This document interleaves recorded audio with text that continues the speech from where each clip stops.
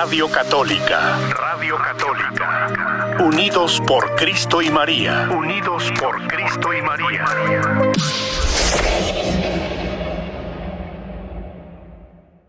Y les puso nombre romano, como sería Júpiter, Saturno, Diana, etcétera, ¿no? Mercurio, todos los romanizó, les dio un nombre romano. Así que en un principio la cristiandad pues no era perseguida en Roma, pero sucedió que había un emperador que se llamaba Nerón, que dice voy a hacer la transformación de Roma, y entonces que quería construir un aeropuerto y que quería hacer una refinería y que quería hacer un tren. No, perdóname, ese es otro emperador. No, él quería hacer una ciudad más moderna de Roma. Y entonces decidió que iba a ser una ciudad más moderna, más artística a su gusto, porque además él se sentía Dios y se sentía un artista sensacional. Y entonces el Senado no aprobó su proyecto. Decía, no se trata de destruir lo que ya está funcionando. Entonces él hizo capricho y dijo, no, que los jueces son corruptos, que ganan más que ellos. No, perdóname, es otro emperador. No, entonces, como no le autorizaron, entonces lo que hizo fue llamar a los siervos de la nación en secreto, para que prendieran fuego en esa zona donde él quería construir la nueva Roma. Y incendió ese sector de Roma, no incendió toda Roma, sino un sector.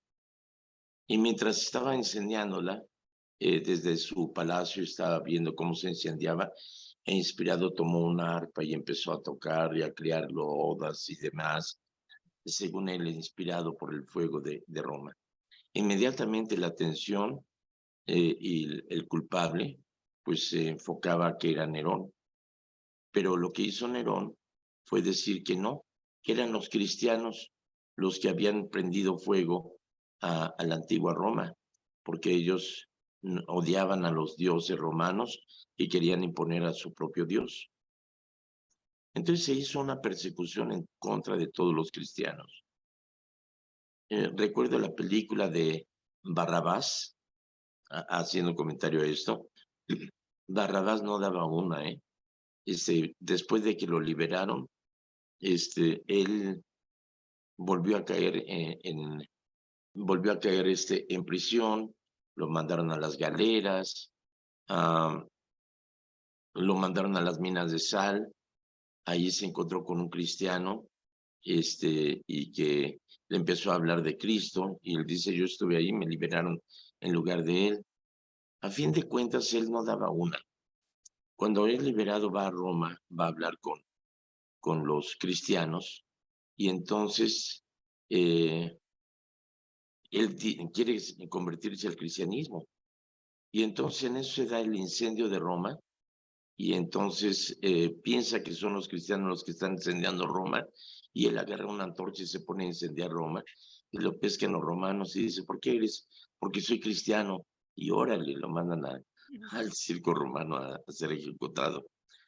De hecho, ante este odio despertado por Nerón hacia los fifís, hacia los cristianos, entonces los cristianos fueron perseguidos, llevados al circo romano para untarles miel, echarles osos que se los comieran, los vestían con pieles y los echaban a las fieras para que los devoraran. En fin, a otros los crucificaban y los utilizaban les untaban brea y les prendían fuego para alumbrar las calles de Roma. O sea, era una persecución cruenta la que había en contra de los cristianos. Y ellos, pudiendo salvar su vida al decir yo no soy cristiano, ellos confirmaban que eran cristianos y morían por Cristo, por el odio despertado por parte del que quería hacer la transformación de Roma por Nerón. Entonces se celebra a los primeros mártires de Roma, que ocurrió en el año 64. ¿Ok? Y el evangelio de hoy es muy interesante porque se acerca un leproso a Jesús y se arrodilla a cierta distancia. Le dice, Señor, si quieres, puedes curarme. ¿Y qué crees que le contestó Jesús? Pues sí quiero, queda Ah, sano. yo pensé que iba a decir, no, apártate de mí, no quiero, no estoy de humor hoy, déjame en paz. No, sí le dijo, sí quiero. Fíjate qué bonito, ¿eh? Y quedó curado. Le dice, no le digas a nadie, pero para que conste, preséntate ante los sacerdotes y ofrece en el templo lo prescrito por Moisés. Es decir, había que presentarse ante los sacerdotes para decir que ya estaba curado y presentar una ofrenda especial que eso indicaba que había sido curado de la lepra. Bueno, pero lo importante es esto. Ah, confundimos qué es la voluntad de Dios. Y entonces lo peor que podríamos decir es, resígnate, es la voluntad de Dios. Ay, mataron a tu hijo, te lo secuestraron. Ah, resígnate, es la voluntad de Dios. Te estás muriendo de cáncer, resígnate, es la voluntad de Dios. Eso es una blasfemia. ¿Por qué? Porque la voluntad de Dios, a saber, es lo que es bueno, lo que es grato, lo que es perfecto. Así que no es voluntad de Dios la enfermedad, ni los terremotos, ni las catástrofes, ni las guerras. La voluntad de Dios es ciertamente que ante un terremoto la gente no espera que el gobierno intervenga, sino que la gente va con palas y picos y hasta con las propias manos a rescatar de los escombros a los sobrevivientes. Eso es la voluntad de Dios. La voluntad de Dios es de que la gente inmediatamente se organiza para proveer de alimento a los desplazados, conseguir hospedaje, un refugio para los que se quedaron sin nada. Esa es la voluntad de Dios.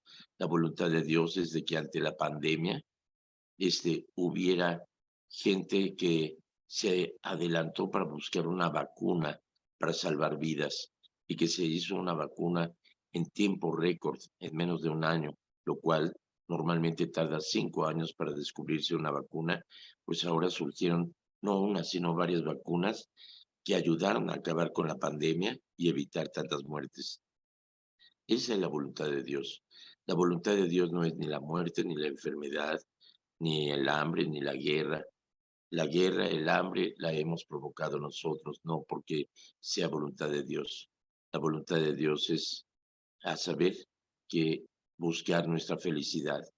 Y la felicidad se encuentra precisamente haciendo las cosas que son buenas, justas y perfectas. ¿Ok?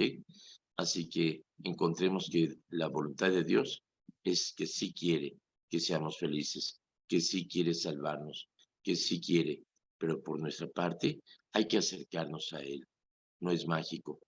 Este leproso recurrió a Jesús con fe y entonces hay que acercarnos a Dios.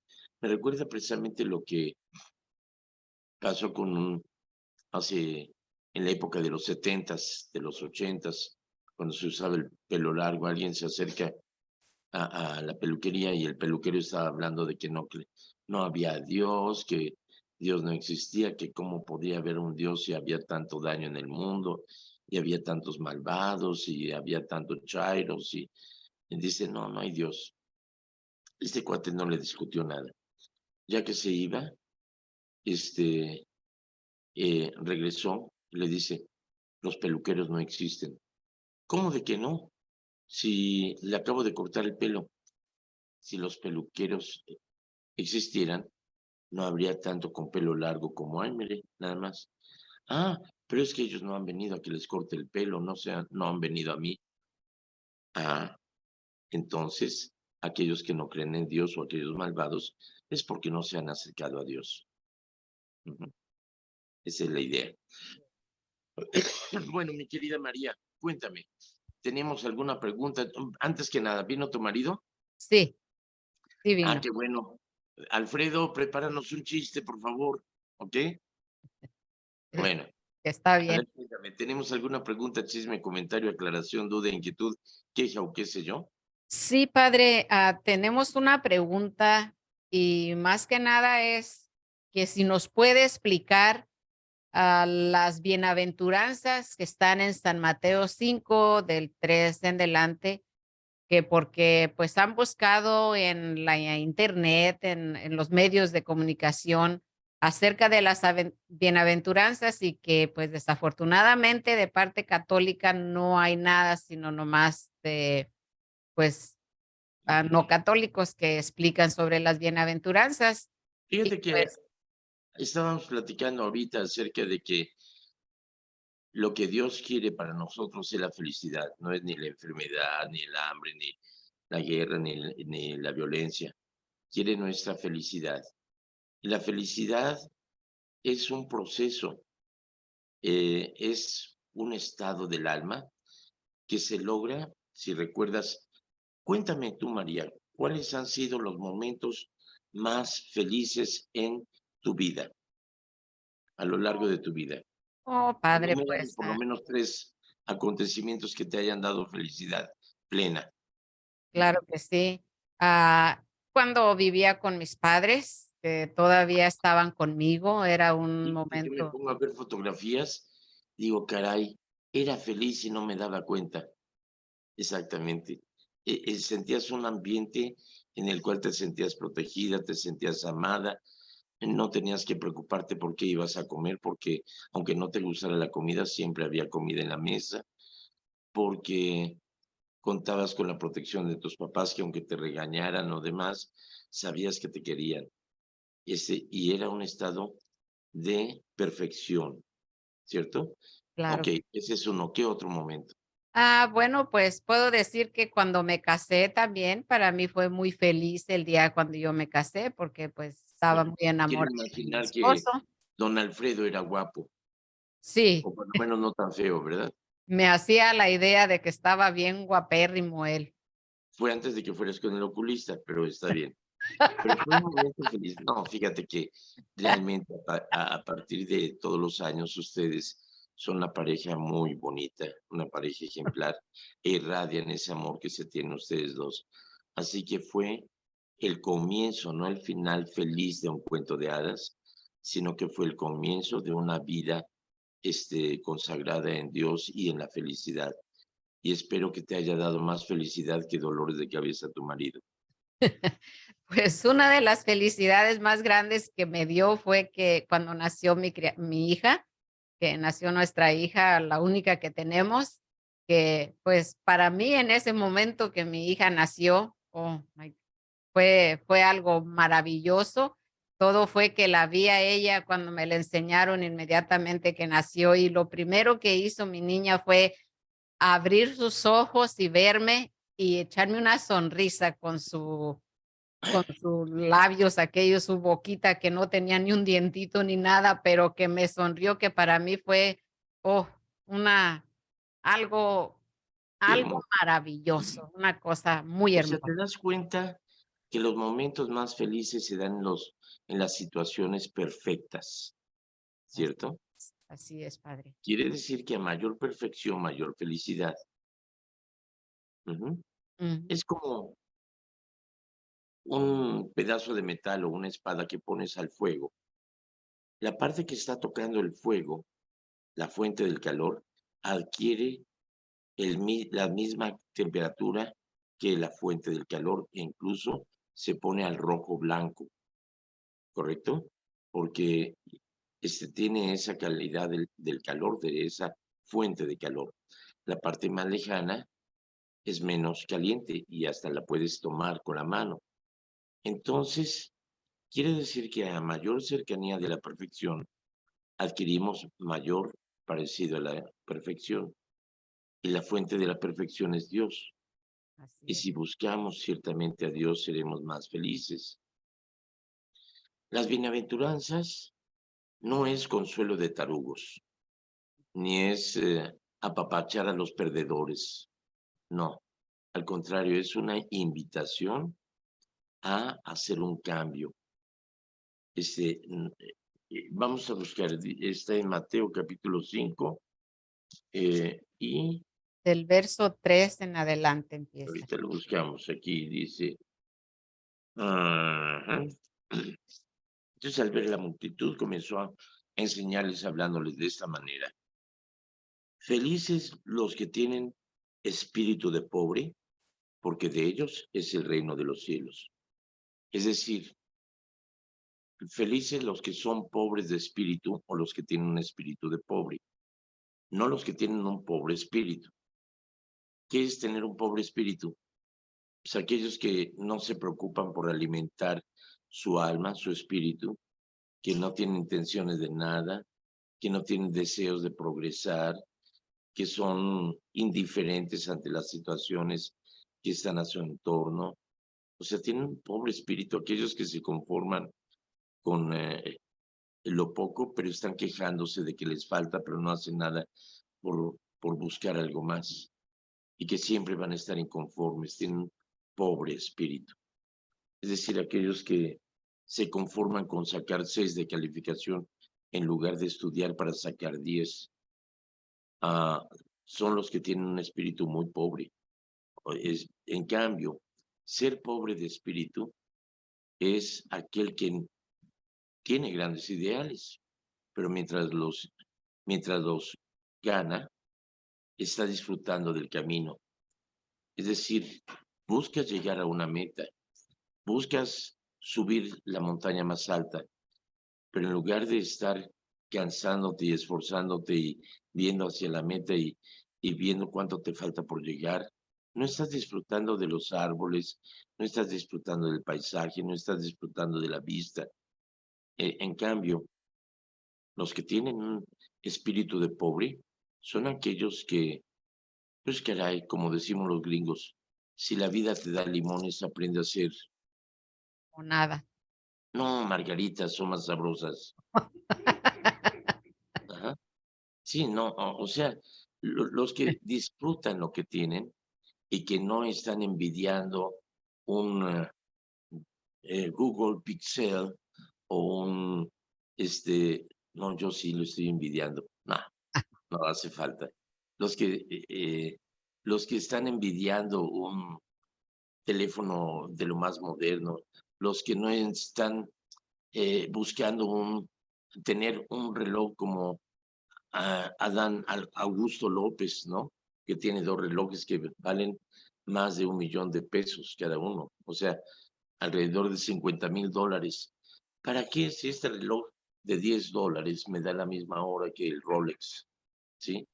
Entonces, ¿para qué quiero tener un carro, un Rolls Royce, si mi Jeep me lleva a todas partes y me sirve cuando está nevando y me lleva a todas partes?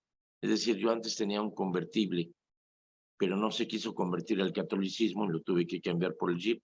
No, es que el convertible que tenía, pues era chaparrito y no cabría, o sea, se cubriría de nieve, luego no podría andar en la nieve, así que tuve que darlo de enganche para comprar este Jeep. Tener un espíritu de pobreza te lleva a disfrutar de todo lo que hay en el camino. Francisco de Asís era tan rico, tan rico, tan rico que un día se probó y dijo, ay, qué rico estoy. No, que se dio cuenta que las riquezas no le daban la felicidad y entonces se despojó de todo, hasta de su apellido, de su nombre, y dijo, ahora ya no soy Francisco Bernardotti, sino seré Francisco de Dios. Y entonces desnudo encontró, sin tener nada, encontró la riqueza que ahora tenía, que nunca antes tuvo, porque él era de Dios y todo en Dios era de él. Así que se hermanó con la naturaleza, hermano sol, hermana luna, hermano lobo. Hay una película muy bonita que les recomiendo, precisamente Hermano Sol, Hermana Luna, de Franco Sefirelli. Está preciosa y la pueden ver en YouTube, ¿ok? En inglés se llama Brother Sun, Sister Moon. Y si quieren se los digo hasta en italiano. Uh-huh. Está bien, padre. Ok. Fratello Sole, Sorella Luna. ¿Ok? Bueno, pero vale la pena que la vean. Eso es tener un espíritu, ser pobre de espíritu. Jesucristo nunca despreció un perfume muy caro y le agradó que se lo dieran, que se lo pusieran.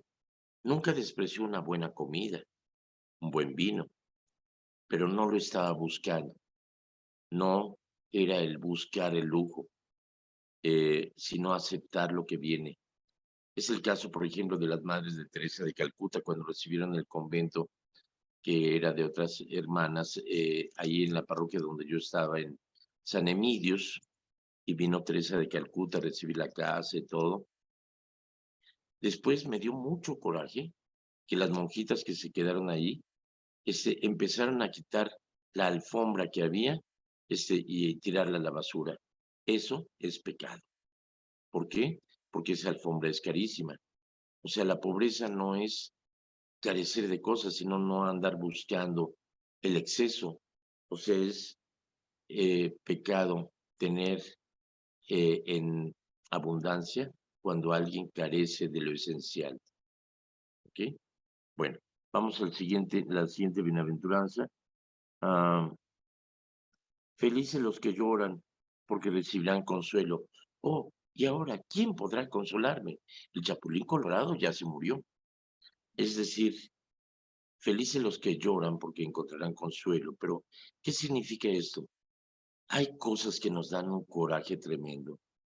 Tengo una amiga muy querida, compañera contemporánea de la preparatoria, que ella fue propiamente secuestrada por su marido y abusada horriblemente por ella, por el marido.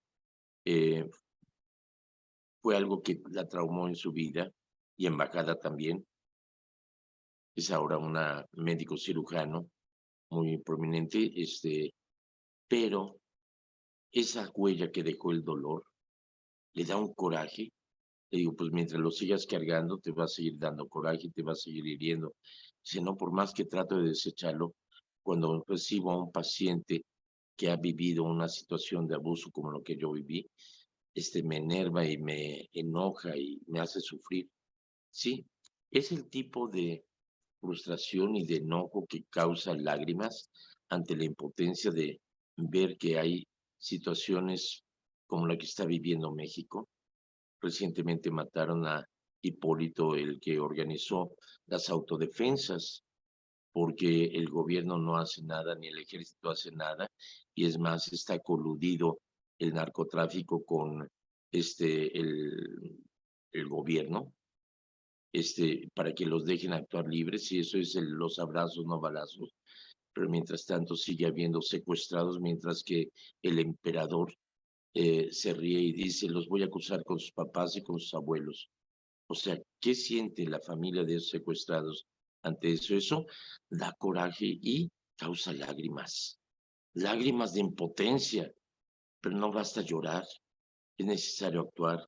Y es por eso que es importante salir a votar para que no siga habiendo esa situación de ignominia, de violencia, de secuestro, de inseguridad, de destrucción, el ánimo de México está por los suelos.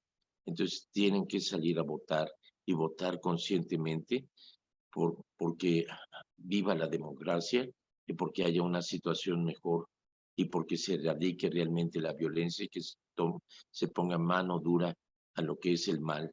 No podemos soportar vivir en el mal. Por eso, felices los que lloran, porque encontrarán consuelo, porque van a ser consolados cuando se triunfe, cuando se luche por una situación mejor.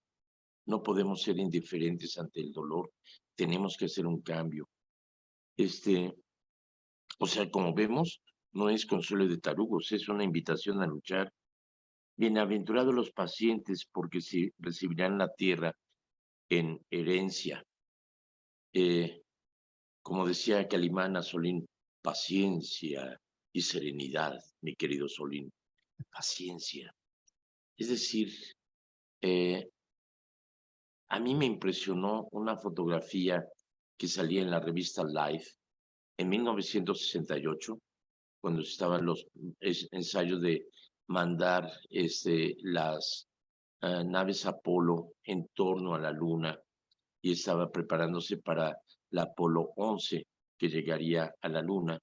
Y sale una foto del cohete Atlas que llevaba la cápsula Apolo y que era en una plataforma transportada por orugas, o sea, se le llama así a las ruedas de los tractores o de los tanques de guerra que permiten en todo terreno avanzar esos vehículos pesados.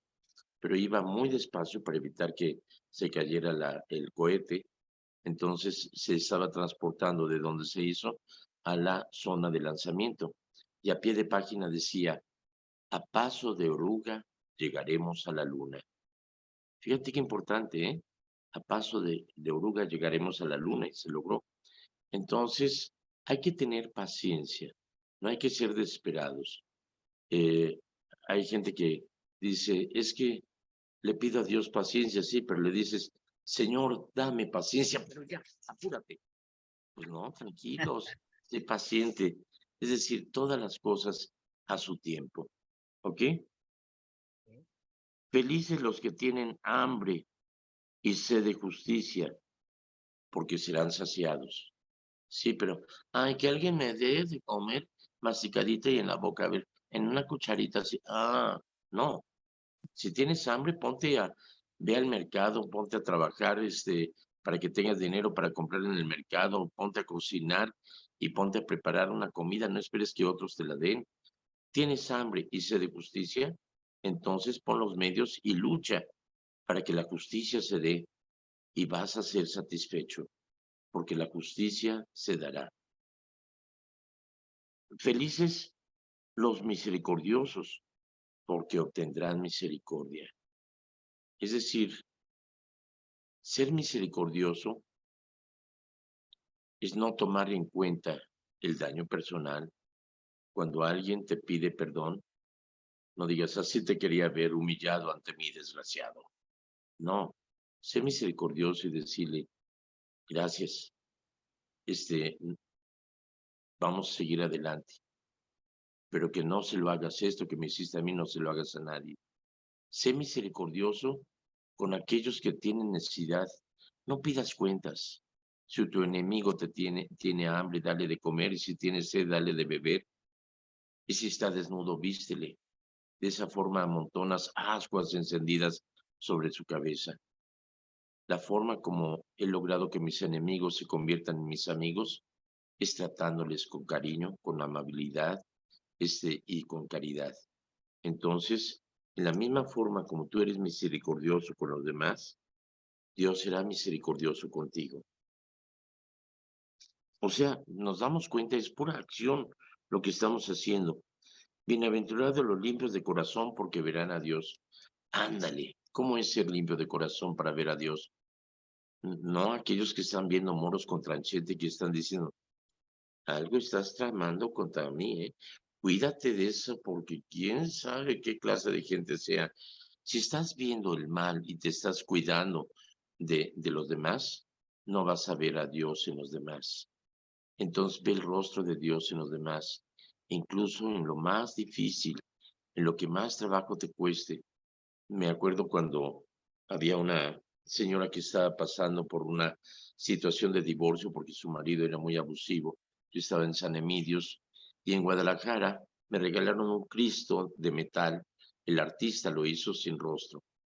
Y entonces le dije, mira, ven, te voy a enseñar mi Cristo. ¿Ya lo viste? Sí. ¿Y por qué no tiene rostro? Pues es para que pongas el rostro de tu marido allí. Sí, así lo quiero ver, crucificado al desgraciado, que sufra. No, no, no, no, no. Espérame, te lo voy a cambiar. Pon el rostro de Cristo en tu marido. Padre, eso es una blasfemia, ¿no? Fíjate que Cristo fue contado entre los ladrones y tenemos que ver a Cristo hasta en los políticos, hasta en el emperador. Tenemos que ver a Cristo en los demás y amar a Cristo pese a lo sucio de su rostro, pese a la porquería de la droga, del alcohol, de la prostitución, de la corrupción. Tenemos que encontrar a Cristo ahí. Tenemos que ver a Dios en los demás. ¿Ok? Así es. ¿Vamos bien? Sí, padre. Ah, felices, o dicho, bienaventurados los que trabajan por la paz. O sea, si quieres paz, hay que trabajarle, porque serán reconocidos como hijos de Dios. Los que trabajan por la guerra serán reconocidos como hijos de Putin. Pero hay que luchar por la paz. ¿Y cómo se lucha por la paz? Mamá decía, no hay pleito de dos no queriendo uno. Mi papá decía, más vale un mal arreglo que un buen pleito. Pero no se trata de ceder en ese sentido, sino lo que nos decía Juan Pablo II, ¿quieres paz? Lucha por la justicia. Y yo digo, con amor. Es decir, lucha porque haya justicia, pero hazlo con amor, no con odio ni con deseos de venganza. Que la justicia se dé, que el reino de Dios se haga posible aquí en la tierra. Es lo que pedimos en el Padre Nuestro. Hágase, Señor, tu voluntad en la tierra como en el cielo. Y ese hacer la voluntad de Dios, vénganos tu reino. Ese vénganos tu reino. El reino de Dios es un reino de, como decían mis hippies en mi época, amor y paz y justicia. Esas son las características del reino de Dios. Amor, paz y justicia. Y si queremos paz, hay que luchar por la justicia con amor. ¿Ok? Felices los que son perseguidos por causa del bien, porque de ellos es el reino de los cielos. Sí, metes paz y te van a dar paz, paz. El que se mete de redentor sale crucificado, Bien. pero vas a ser perseguido. Mira, Hipólito, el que me asesinaron ayer, el que organizó las autodefensas, él decía, es una alegría, sé que voy a morir, pero es una alegría morir para defender a mi pueblo, para defender a los inocentes. Entonces realmente él podría haber gozado de paz, podría haberse cambiado de estado y quedar en santa paz, pero dice, yo no voy a abandonar a mi pueblo. Entonces los que luchan por la paz, mira, hasta los periodistas, ya ves, ah, los que demandan y los que acusan y los que demuestran la corrupción que hay, son calumniados, son perseguidos, y a Ciro López Leiva, que también lo balearon, pero afortunadamente traía una camioneta blindada y eso le salvó la vida. Pero hoy en día, hasta los que ejercen el servicio del periodismo, de informar y todos son asesinados, los sacerdotes son asesinados. En este sexenio ha habido más sacerdotes asesinados que en cualquier otro. Así que ciertamente antes muerto que perder la vida, pero son perseguidos por el ser del bien, no por hacerse ignorantes o indiferentes ante lo demás. Ahora, aquí vienen las letras negras del contrato, las negritas, las pequeñitas. Déjame buscarla porque no alcanzo a leer porque son la parte del contrato, ¿eh? Felices ustedes cuando, por causa mía, los insulten, los persigan y levanten toda clase de calumnias. Alégrense y muéstrense contentos porque será grande la recompensa que recibirán en el cielo. Pues bien saben que así persiguieron a los profetas que vinieron antes que ustedes. Son las letritas negras del contrato que se nos olvidan. Entonces, mira, cuando vives para el reino de Dios, cuando vives para Cristo, vas a seguir el destino de Cristo. En las cajetillas de cigarros se pone una advertencia. Este producto puede ser nocivo para su salud. Yo creo que en la iglesia deberíamos de poner un letrero que dijera, advertencia, seguir a Cristo te lleva a tener el mismo fin que Él. Así es, el Calvario, pero no hay resurrección ni gloria sin Calvario. Aceptar a Cristo significa aceptar vivir como Cristo, no escondernos, no guardar silencio ante la injusticia, sino manifestar Hubo tiempo, hace unas semanas alguien se quejó de que hablaba mal de un presidente de algún país, que eso no era mi papel. No, sí es mi papel. Mi papel como profeta es anunciar y denunciar. Y me importa mucho anunciar y denunciar lo que está pasando. No es cerrar los ojos ante la injusticia, ante la corrupción, ante el daño que se está haciendo a ese país. Así que no voy a dejar de hablar, ni voy a dejar de denunciar, porque amo a mi mundo, amo a los Estados Unidos, amo a México, amo a todo el mundo. Y callarse es hacerse cómplice. Yo no puedo hacerme cómplice de la injusticia, de la corrupción y de la maldad. He dicho, voten por mí para presidente. Claro No, que que sí, todavía no padre. puedo lanzarme como precandidato, sería en contra de la ley. Bueno, no, pero además no. Los sacerdotes somos muy malos presidentes, olvídense. Así que, mi querido amigo, quien hizo la pregunta de las bienaventuranzas, espero que te haya dado un enfoque diferente. No es consuelo de tarugos, no es consuelo para perdedores, sino una invitación a hacer un cambio. ¿Ok? Muchas gracias, padre. Y pues una explicación bastante amplia y muy productiva, muy buena, que yo espero que todos la recibamos con agrado y con confianza, porque pues viene de parte de Dios que nos habla en su palabra. Y bueno, pues le enviamos un saludo a María Mesa, que nos saluda desde Stockton. Muy bien, gracias. Ah, Permíteme un segundito. Ok. No, es que mi asistente me estaba dando una indicación. Entonces, pero a ver, continuamos. a Concha López también, que nos está sintonizando en este día. Muy bien, Concha. Y es todo, padre. Muy bien. Tengo una amiga que se llama Concepción. Entonces, cuando llamaba por teléfono, ¿está Conchita? No, está con Tarzán. Ah, bueno. Ok, ok, acá dice Mari Portillo, yo creo, dice Ezequiel Por 1:15, ti yo dejé de pensar en el mar. Ay, ¿qué dice María Portillo?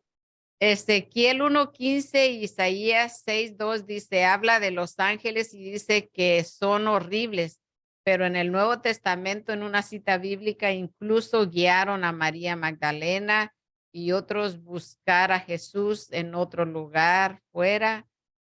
Y ajá, pres- A ver, ¿Isaías qué? Vamos a buscarlo. Isaías 6:2. Isaías 6:2. A ver, Sí. Isaías 6:2. Dice, por encima de él habla, por encima de él habla serafines. Cada uno de ellos tenía 6 alas. Por encima de él había serafines. Ok, está hablando acerca de esa visión que tuvo Isaías.